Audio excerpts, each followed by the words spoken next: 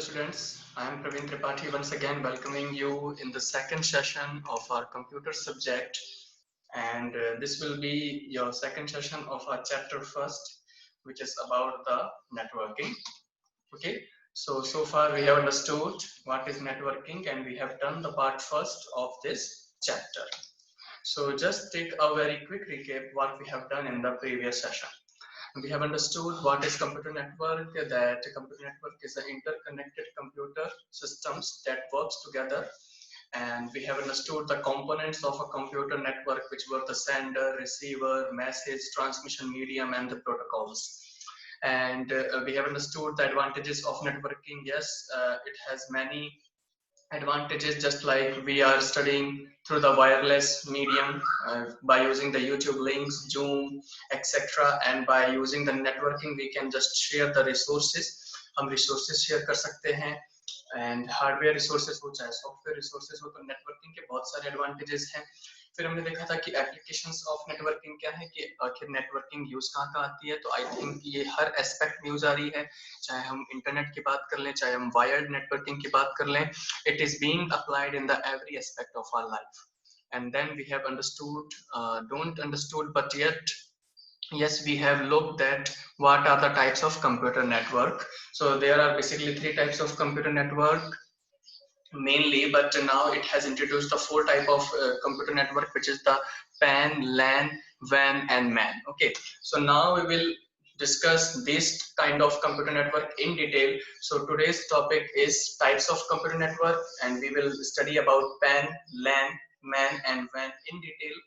And after that we will just look the important terms related to internet. Yes, we are using the internet, and these are several kind of terms which we are using. So we will look into the detail, just like a URL, ISP, IP address, web portal, DNS, web pages, and websites. So these are some terms which we use in the internet world.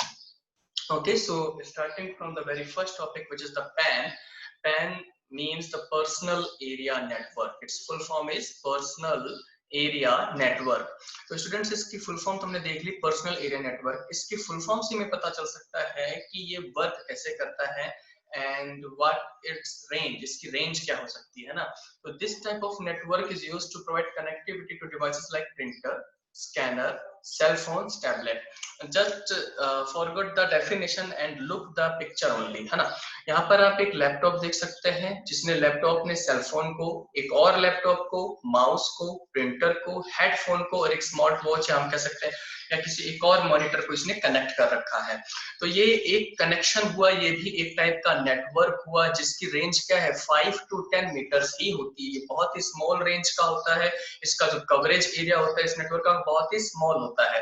जैसे कि आप अगर अपने mobile phone से wireless Bluetooth connect करते हैं, Bluetooth headphone connect करते हैं, किसी और फोन पे आप जब फाइल ट्रांसफर करते हैं ब्लूटूथ के द्वारा, तो वो किसका एग्जांपल है, पर्सनल एरिया नेटवर्क, क्योंकि उसकी रेंज ही क्या है 5 to 10 meters only. Okay, so this was the example of personal area network. Yes, so there is another term which is the LAN, which refers to local area network. L for local, A for area, and N for network.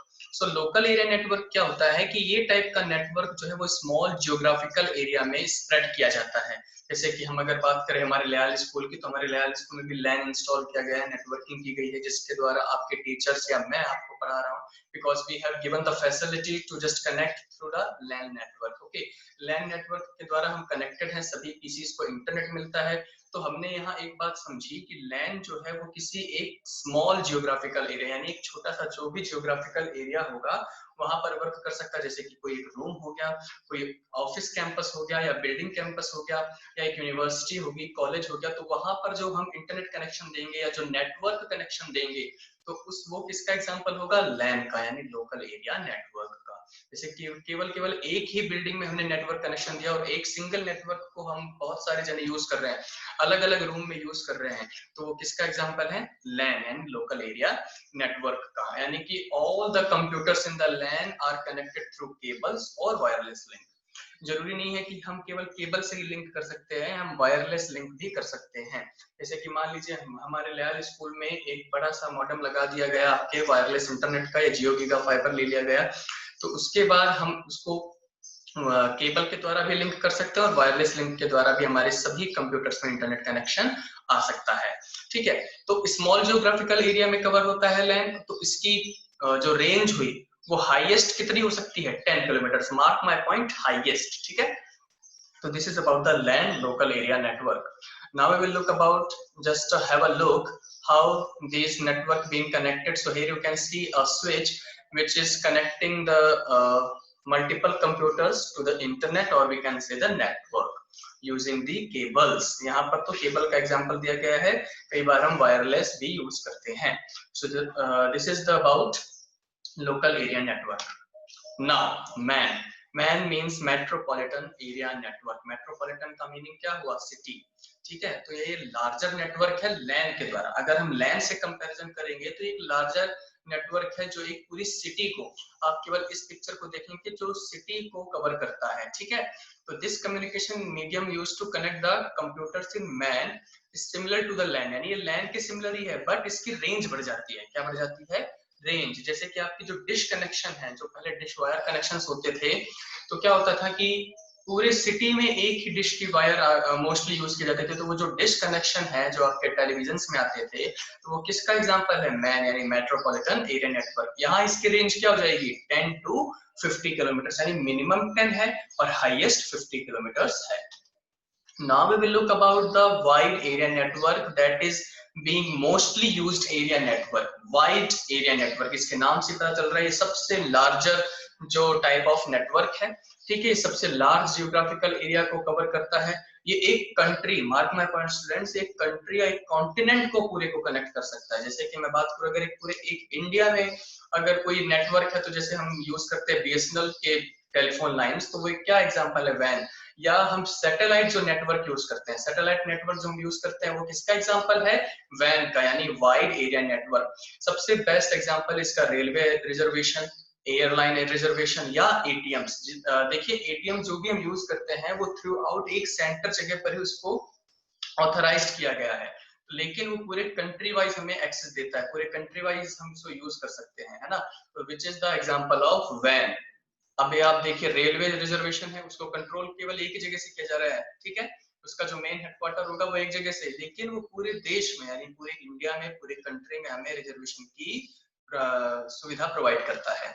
Okay, so when refers to wide area network, और it is established for the large organization, and generally we connect through the telephone lines, satellites और wireless medium. So this is about the type of network students. ये बहुत ही important होते हैं. वापस revise कर लेते हैं. पैन, लैन, मैन एंड वैन. पैन बहुत ही छोटा होगा, जैसे आपने ब्लूटूथ कनेक्ट कर लिया.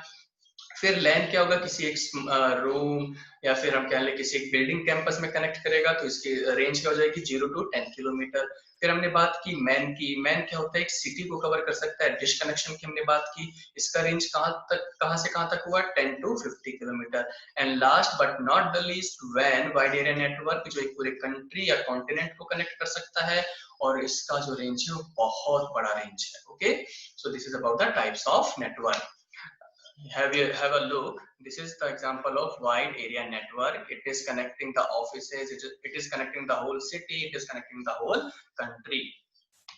So now after completing the types of network, we will look the terms related to internet. देखिए स्टूडेंट्स, हम सभी इंटरनेट यूज कर रहे हैं, तो इंटरनेट यूज करते हैं तो कुछ हमारे टर्म्स होते हैं, जैसे कि URL, ISP.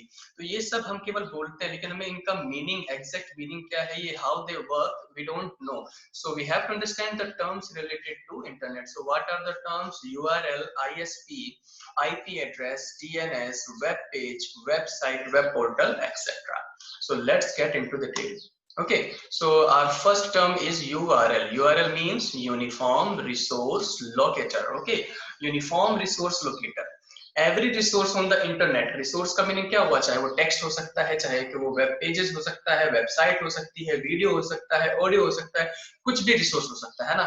तो इंटरनेट पे जो कोई भी रिसोर्सेस है उनका एक एड्रेस है. जैसे कि आपका मेरा एक घर का परमानेंट एड्रेस है या टेम्पररी एड्रेस है ना, वैसे ही जो भी इंटरनेट पे रिसोर्सेस होते हैं उनका एड्रेस होता है. ओके, ताकि हम इंटरनेट पे उसको फाइंड कर सके. जब भी आप गूगल पे सर्च करते हैं तो गूगल सबसे पहले यूआरएल पे जाता है, फिर यूआरएल से हमें आपकी इंफॉर्मेशन देता है। The resources can be, resources देखिए कुछ भी हो सकते हैं, वेब पेजेस, वेबसाइट, डॉक्यूमेंट या एक प्रोग्राम। लेकिन इस एड्रेस को क्या कहते हैं, इस एड्रेस को क्या बोलते हैं, URL. URL means uniform resource locator. URL के देखिए बेसिकली 3 पार्ट्स होते हैं। कौन कौन से? एक तो होता है प्रोटोकॉल। वापस बोलिए मेरे साथ, यूआरएल के कौन से पार्ट्स हैं? 3 पार्ट्स हैं। पहला प्रोटोकॉल, सेकंड है address of the web server यानी मेन एड्रेस, एंड थर्ड है कंप्लीट पाथ। क्या है? Complete path. चलिए देखते हैं। जैसे कि प्रोटोकॉल सबसे पहले आएगा, उसके बाद सर्वर का एड्रेस आएगा, फिर उसके बाद पाथ। एग्जांपल से समझिए, ये आपकी स्कूल की वेबसाइट का यूआरएल है। सर इसे यूआरएल बोलते हैं? बिल्कुल, यूआरएल इसलिए बोलते हैं क्योंकि जब मैं इसको क्लिक करूंगा तो ये मुझे कहां ले जाएगा, सीधा जंप कराएगा लयाल पब्लिक स्कूल के वेबसाइट पर। ओके, तो ये एचटीटीपी जो है ये क्या है? प्रोटोकॉल है। क्या है? Protocol.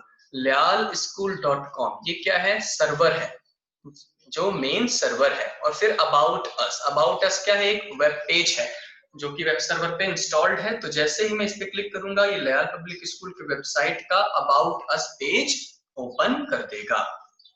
Okay, now ISP, internet service provider. वापस बोलिए, ISP, internet service provider. Internet service provider की एक कंपनी होती है, या फिर हम कह सकते हैं कि एक ऑर्गेनाइजेशन होती है जो हमें इंटरनेट प्रोवाइड करती है, जैसे कि जियो, बीएसएनएल, एयरटेल। तो ये सब क्या है? आईएसपी हैं, जो हमसे फीस लेती हैं, जो हमसे चार्जेस लेती हैं। किस लिए? क्योंकि वो इंटरनेट सर्विसेज हमें प्रोवाइड कर रही है, इसीलिए तो इनका नाम है इंटरनेट सर्विस प्रोवाइडर। ओके, तो इनका जो स्पीड, जो कनेक्शन स्पीड होती है उसके डिपेंड पे ये हमें चार्जेस लेते हैं। जैसे कि आज आप कहते हैं ना कि मेरा इंटरनेट रिचार्ज खत्म हो गया, तो वो रिचार्ज क्या है? वो एक फीस है जो हम आईएसपी यानी इंटरनेट सर्विस प्रोवाइडर्स को पे करते हैं। और जो स्पीड है इंटरनेट की वो किसमें मेजर की जाती है, किसमें नापी जाती है? Mbps. Mbps means megabits not bytes, megabits per seconds. Mark my point students, megabits है ये, ठीक है। तो ये था आईएसपी, इंटरनेट सर्विस प्रोवाइडर, जैसे कि एयरटेल, बीएसएनएल और जियो। अब हम बात करेंगे आईपी एड्रेस। ये बहुत ही इंपॉर्टेंट है स्टूडेंट्स, आईपी एड्रेस। आईपी का मतलब होता है इंटरनेट प्रोटोकॉल। एक बार वापस मेरे साथ बोलिए, आई means internet, P means protocol. IP address क्या होता है? इंटरनेट प्रोटोकॉल एड्रेस होता है जो किसी नेटवर्क डिवाइस को, mark my point, network device यानी किसी मशीन को लोकेट करने के काम आता है। अभी हमने देखा था यूआरएल। यूआरएल क्या है? इंटरनेट रिसोर्सेज को यानी web pages, website, audio, video को एड्रेस देता है। लेकिन जैसे मान लीजिए मैं ये कंप्यूटर पे यूज कर रहा हूँ इंटरनेट, तो इस डिवाइस यानी जो ये कंप्यूटर है, जो सिस्टम है, इसका एक अलग एड्रेस होगा, कुछ नंबर्स होंगे, उसे हम क्या बोलेंगे? IP address. ठीक है, तो this unique IP address consist of 4 set of numbers. इसके 4 सेट होते हैं नंबर्स के, जो जिसके रेंज कहां से होती है? 0 to 255, 0 to 255, okay, which are separated with the 3 dots। इनको 3 dots से सेपरेट किया जाता है। और इसकी कुल लेंथ कितनी होती है? 4 into 8 यानी 32 bytes. Okay, so this is about the IP address. IP address किसका एड्रेस बताता है? नेटवर्क डिवाइस का। किसका? नेटवर्क डिवाइस का। अब है हमारा next term DNS. DNS means domain name system. बहुत ही इंटरेस्टिंग टॉपिक है ये डोमेन नेम सिस्टम। आपने GoDaddy वगैरह का एडवर्टाइजमेंट देखा होगा आपने टेलीविजन पे, तो वो डोमेन नेम्स सिस्टम को प्रोवाइड करते हैं, है ना। तो चलिए देखते हैं क्या है, होता है क्या है domain name system. So it is a system used for identifying the location of various web resources. Okay, तो डीएनएस क्या होता है? लोकेशंस हमें हेल्प करता है जानने के लिए, जैसे कि कोई वेब पेजेस है, कोई वेबसाइट है, तो वो वेब सर्वर पे किस लोकेशन पे स्टोर्ड है, कैसे स्टोर्ड है, किस नेम से स्टोर्ड है, तो हमें कौन बताएगा? डीएनएस। तो देखिए डीएनएस के 2 पार्ट होते हैं। पहला पार्ट में क्या होता है? डोमेन का नेम होगा, और दूसरे पार्ट में डोमेन का एक्सटेंशन होगा। एक्सटेंशन माने कि वो किस टाइप का डोमेन नेम, किस टाइप का डोमेन नेम सिस्टम यूज कर रहा है। जैसे कि एग्जांपल में आप देख सकते हैं layalschool.com। तो लयाल स्कूल क्या है? एक डोमेन नेम है, ठीक है। इस नेम से हम क्या कर सकते हैं? वेब पेजेस या वेबसाइट पर एक्सेस कर सकते हैं। फिर यहाँ पर लगा हुआ है .com। .com क्या हुआ? एक एक्सटेंशन हुआ। तो ये पूरा जो layalschool.com है, ये क्या है? डोमेन नेम सिस्टम है। चलिए एक बार वापस रिवाइज करिए मेरे साथ। डोमेन नेम सिस्टम क्या होता है? ये नेम प्रोवाइड करता है ताकि हम लोकेट कर सकते हैं अपने वेब पेजेस को या वेबसाइट्स को। इसके दो पार्ट्स होते हैं, कौन कौन से? डोमेन नेम और डोमेन एक्सटेंशन। डोमेन नेम क्या होता है? नेम होता है, .com एक्सटेंशन होता है, ठीक है। तो ये कुछ डोमेन एक्सटेंशन है जिनके बारे में हमें जानना चाहिए। अगर किसी वेबसाइट के पीछे .com लगा हुआ है तो इसका मीनिंग क्या है? वो कॉमर्शियल वेबसाइट है, यानी वो लेन देन करने वाली वेबसाइट है, और जैसे हम बोल सकते हैं बिजनेस वेबसाइट है, ठीक है। .org non profit making organisation, यानी कोई भी एक ऑर्गेनाइजेशन है वो अगर अपनी वेबसाइट को एक्सेस करवाती है वेब सर्वर पे तो वो क्या यूज करेगी एक्सटेंशन के रूप में? .org। फिर हम बात करेंगे .net। अगर किसी वेबसाइट के पीछे .net एक्सटेंशन यूज है, that means it has the network resource organisation, यानी वो नेटवर्क रिसोर्सेज को हैंडल करती है। फिर अगर हम देखते हैं कि .edu या .ac अगर किसी वेबसाइट के पीछे है तो इसका मतलब वो क्या है? एक एजुकेशनल यानी edu, और .ac माने एकेडमिक वेबसाइट है। नेक्स्ट .mil, यस मिल, ये क्या हो सकता है? Military website. And .gov means the government website. So these are the some kind of domain extension and its descriptions. And yes web pages, अभी हमने बहुत सारी बात की वेब पेजेस क्या होते हैं, वेबसाइट्स की बात की, वो एक इंटरनेट रिसोर्सेज होते हैं। बट वेब पेजेस होते क्या है एग्जैक्टली? देखिए आप सभी ने वेबसाइट देखी होगी, है ना। तो वेबसाइट में ऐसा तो है नहीं केवल वो एक पेज की वेबसाइट है, बिल्कुल होती है कई वेबसाइट एक पेजेस की। तो जो वेबसाइट है, mark my point students, website है वो बिना वेब पेजेस के नहीं हो सकती। किसी भी वेबसाइट में वेब पेज होंगे, जैसे आपकी एक बुक ले लीजिए, तो बुक में क्या होगा? चाहे वो एक पेज का ही बुक हो लेकिन उसमें एक पेज जरूर होगा। That means the combination of web pages makes the website. So this is what we have to first understand what is web pages. अगर आपको पेज ही नहीं पता होंगे तो आप बुक कैसे डिजाइन करेंगे, है ना। तो वेब पेजेस क्या होता है? ये किसी एक रिलेटेड इंफॉर्मेशन को, अब इंफॉर्मेशन में क्या क्या हो सकती है? टेक्स्ट हो सकता है, इमेजेस हो सकता है, वीडियोस, साउंड्स, एनिमेशन, कुछ भी एक इंडिविजुअल डॉक्यूमेंट होता है जो कि हम रिलेटेड इंफॉर्मेशन को क्रिएट करते हैं ताकि हम उसको वेबसाइट पे कंबाइन कर सकते हैं या वेबसाइट के रूप में यूज कर सकें, ठीक है। तो ये एक टाइप का वेब पेज यानी एक पेज होता है जो कि एक रिलेटेड इंफॉर्मेशन को कंटेन करता है, ठीक है। तो ये वेब पेजेस एक स्पेशल वेब लैंग्वेजेस के द्वारा बनाई जा सकती है, विच is the HTML। I hope आपने 6th-7th में HTML लैंग्वेजेस के कुछ छोटे छोटे प्रोग्राम जरूर किए होंगे, ठीक है। और हमने पहले भी बात की कि यूआरएल किसका एड्रेस देता है? वेब पेजेस का और वेबसाइट्स का। तो हर वेब पेजेस का एक यूनिक एड्रेस होता है जो कि क्या होता है? यूआरएल। अब हम बात करते हैं वेबसाइट की, ठीक है। वेबसाइट क्या होता है? ग्रुप ऑफ वेब पेजेस, ठीक है। तो a website is a collection of many related web pages। देखा आपने कि यहाँ पर बहुत सारे वेब पेजेस से मिलकर क्या बन सकता है? एक वेबसाइट बन सकता है। और वेबसाइट को कहाँ स्टोर किया जाता है? वेब सर्वर पे। अब देखिए वेब पेज हमने क्या देखा कि एक पेज है। अगर मेरे पास बहुत सारे वेब पेज होंगे तो एक मैं बुक बना सकता हूँ, पेजेस बहुत सारे होंगे तो क्या बना सकता हूँ? बुक। वैसे ही अगर मेरे पास वेब पेजेस होंगे तो मैं क्या बना सकता हूँ? वेबसाइट। अब मान लीजिए मेरे पास वेबसाइट हो गई यानी कि बुक होगी, अब मैं इसको किस में रखूंगा? बुक को या तो बैग में रखूंगा या मेरे में अलमीरा पे रखूंगा या मेरे स्टडिंग टेबल पे रखूंगा। तो कहीं ना कहीं रखने की तो नीड पड़ेगी। तो हम वेबसाइट को कहाँ रखते हैं, कहाँ स्टोर करते हैं? वेब सर्वर पे। देखिए बहुत ही अच्छे एग्जांपल से आप समझ सकते हैं। वेब पेज आपका एक पेज हुआ, वेबसाइट आपकी एक बुक हुई। बुक को आप कहाँ रखेंगे? कहीं ना कहीं रखेंगे। सेम सिमिलर वे वेबसाइट को भी आप कहीं ना कहीं स्टोर करेंगे। तो वेबसाइट को जहां पर स्टोर किया जाता है उसे क्या बोलते हैं? वेब सर्वर, ठीक है। तो वेब पेजेस को इंटरलिंक किया जाता है, ठीक है। वेब पेजेस को जैसे कि आप पेजेस को स्टेपल कर देते हैं तो वो इंटरलिंक हो जाते हैं, आपस में जुड़ जाते हैं। वैसे ही वेब पेजेस को आपस में जोड़ा जाता है ताकि वो एक वेबसाइट बनाया जा सके। तो वो किसके द्वारा जोड़ा जाता है? हाइपरलिंक के द्वारा, ठीक है। और जब हम वेबसाइट को स्टोर करते हैं वेब सर्वर पर या वेब पेजेस को स्टोर करते हैं जब हम वेब सर्वर पर, तो उसे हम क्या बोलते हैं? Web hosting. अगर मैं आपसे क्वेश्चन पूछूं कि वेब होस्टिंग क्या होता है तो वेब पेजेस को जब हम वेब सर्वर पे स्टोर करते हैं तो उसे क्या बोलते हैं? Web hosting. So students, this is what we have learned today, some important terms of internet and the types of network. So this will be the end topic for today's session, and I hope you have understood today's session, and please revise it, and because it is a very interesting subject, be concentrated and be motivated. So thank you so much, take care.